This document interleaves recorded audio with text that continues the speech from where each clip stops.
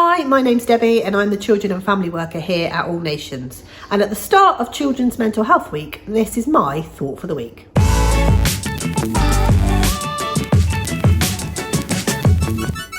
Children's Mental Health Week was first launched by the charity Place to Be in 2015. Its aim is to shine a spotlight on the importance of children and young people's mental health. Throughout this week, in many schools, colleges and universities, the focus will once again be on how we can support children and young people through difficult times. According to the Young Minds website, 1 in 6 children aged 5 to 16 were identified as having a probable mental health problem in July of 2021, an increase from 1 in 9 in 2017.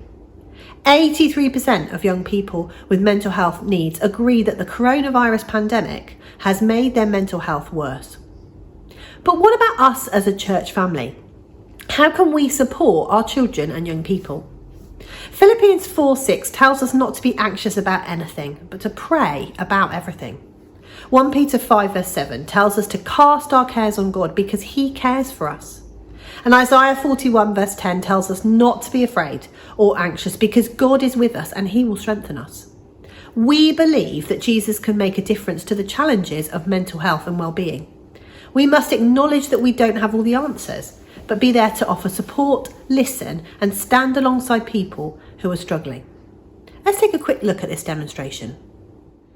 Look at this lighter. Imagine it's a child or a young person. Someone who's struggling with maybe anxiety or depression. This other lighter represents the church family. Now, we don't always know what the children or young person is going through, and sometimes it can feel like they are drowning in their difficulties, feeling like there is no way out.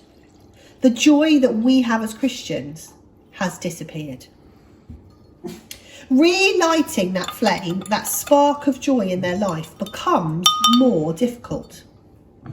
However, if we as a church family can draw close to them, then we can be the ones to bring them back with that joy.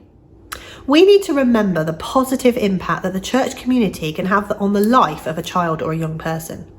Most importantly, we can support them by praying for those that we know, but also by checking in regularly either with them or their parents, and by sharing God's word and his promises with them.